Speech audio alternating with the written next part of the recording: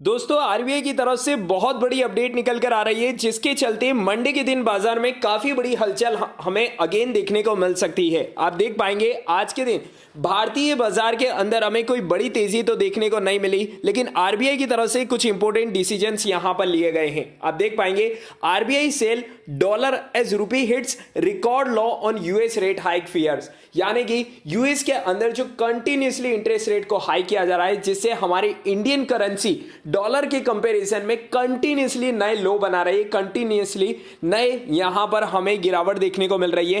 आज के दिन भी ऐसे ही हुआ। सुबह जैसे ही 9:30 बजे मार्केट ओपन हुआ, मार्केट ओपन होने के बाद अगले ही 10 मिनट में हमारी जो इंडियन करेंसीज थी वो लगभग 82.2675 पर चली गई, यानी कि एक डॉलर के कंपैरिजन में हमारी जो इंडियन रुपीस थी वो 82 तक चली गई, जो कि अभी तक की सबसे लोवेस्ट है। और इसी देखते हुए आरबीआई तुरंत एक्शन में आया और आरबीआई ने डिसीजन लिया कि उन्होंने जो डॉलर था उसे यहां पर सोल्ड आउट कर दिया। आप देख पाएंगे the reserve bank of India likely sold dollar via state run banks on Friday after the rupee slid below 82 to a record low against the dollar on concern over the US Federal Reserve rate outlook। तो यहां पर जो US है वो यहां पर again interest rate को hike कर सकता है और उसी का फियर हमें इंडियन मार्केट में भी देखने को मिल रहा है। और इसी को लेकर आरबीआई की तरफ से अगेन यहां पर दो बड़ी अपडेट निकल कर आ रही है। सबसे पहली अपडेट तो मैंने आपको जैसा कि कहा कि आरबीआई ने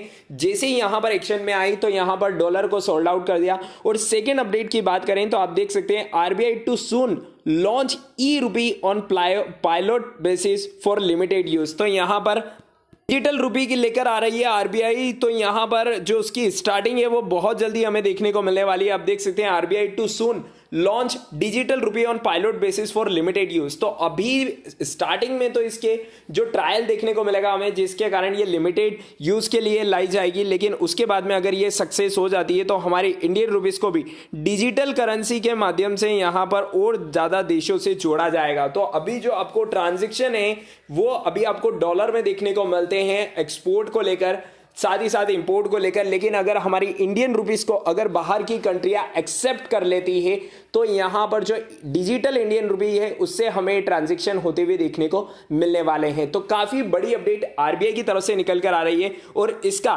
सीधा इंपैक्ट आपको बाजार के ऊपर मंडे के दिन देखने को मिल सकता है। आज के दिन भारतीय बाजार की बात करें तो निफ्टी के अंदर हमें 17 पॉइंट की गिरावट देखने को मिल रही है। ओवरऑल इस वीक भारतीय बाजार की परफॉर्मेंस काफी अच्छी रही है। जहां यूएस का बाजार कंटिन्यूसली नए लो बना रहा है, वहीं भारतीय बाजार के अंदर इस वीक हमें लगभग 530 पॉइंट की काफी अच्छी रिकवरी देखने को मिली है। और वहीं अगर सेंसेक्स की बात करें तो सेंसेक्स के अंदर भी हमें ऑलमोस्ट 1800 पॉइंट की तेजी देखने को मिली है, यानी कि भारत के दृष्टिकोण से यह वीक भारतीय बाजार के लिए बहुत ही अच्छा रहा है। तो यदि आपने मार्केट के अंदर इन्वेस्टमेंट कर रखा है तो रूमर से अभी आपको बचकर रहना है।